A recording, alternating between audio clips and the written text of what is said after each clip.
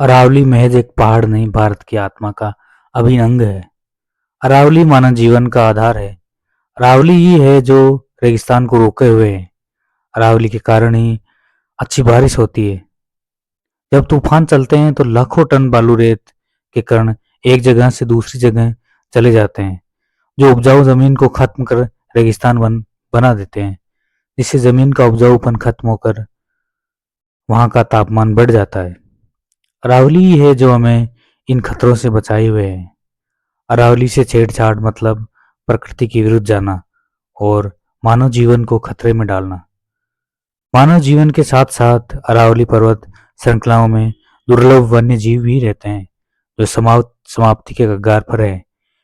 ऐसे में वन तो समाप्त होंगे ही, वन्य जीव भी खतरे में खत्म हो जाएंगे और जो उपयोगी वनस्पति है वो भी खत्म हो जाएगी। सुप्रीम कोर्ट ने कहा है कि जो पर्वत 100 मीटर से ऊपर है बस वही अरावली में माने जाएंगे। ऐसे में अरावली पर्वत मात्र 20% ही रह जाएंगे, क्योंकि 80% से ज्यादा पहाड़ियां 100 मीटर से कम है। ये कोर्ट का फैसला कुल मिला के अरावली को खत्म करके नेताओं और भूमाफियाओं की जेब भरने का काम करेगी। सत्ता में बैठे लोग, भूमाफिया अपने स्वार्थ के लिए मानव जीवन को खतरे में डालने का काम कर रहे हैं, जिससे आने वाला समय बहुत भारी होगा। न शुद्ध वातावरण बचेगा और न स्वास्थ्य। यदि आज हम इसे नहीं रोकते हैं तो भविष्य अंधकार में डूब ही जाएगा। अरावली का विवाद भारत की पर्यावरण नीति को बड़ी चुनौती है। विकास के दबाव और प्राकृतिक सिस्टम की सुरक्षा को कैसे बैलेंस किया जाए। खनन को लेकर कानून तो पहले ही है, लेकिन राज्य सरकारें अवैध खनन को रोकने में नाकाम रही है।